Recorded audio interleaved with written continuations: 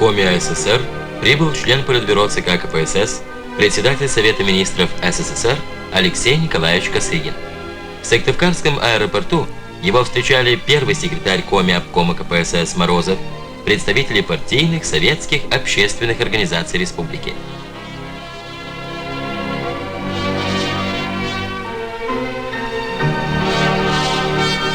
Алексей Николаевич Косыгин и прибывшие с ним руководители ряда министерств СССР посетили Сыктывкарский лесопромышленный комплекс.